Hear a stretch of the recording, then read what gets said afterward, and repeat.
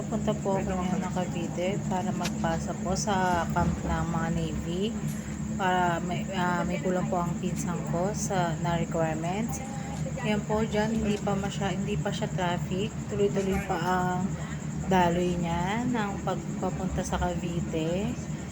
Napakaganda rin po ng view dahil nakikita po yung, kung hindi ako nagkakamali, yan ay Laguna Lake.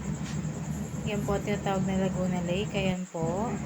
Makikita nyo naman po na napakaganda ng view. Then mapuno rin po, yun nga lang, naka-aircon. Kaya hindi rin po namin malanghap yung sariwang hangin.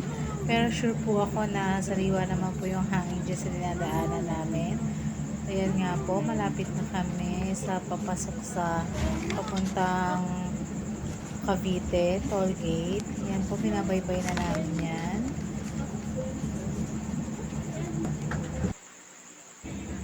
Yan na po. Ayan po, papunta na po yan sa Cavite toll gate. Diyan po may pa-build up na dyan ng medyo build up na rin po dyan papasok.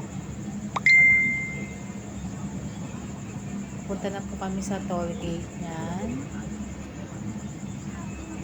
Lapit-lapit na rin po kami sa katotohanan, sa traffic. Diyan na mag-umpisa ang Kalbaryo. Halos 5 oras po yung biniyahe ko papunta. Buti na lang, kakauwi ko lang. Galing ako sa Cavite, sa camp ng mga Navy.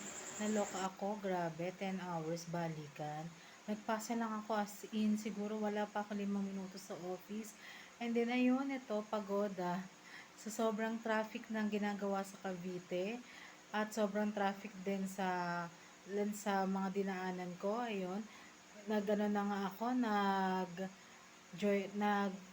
joyride na akarang humahabol yung oras. Buti na lang talaga nag-joyride ako kasi kung hindi ko talaga mahahabol yung pasahan. And thank you po kay ma'am na kumuha ng aking pinasa. Sana po tawagan niyo na ang aking pinsan para po makapag-start na siya ng training.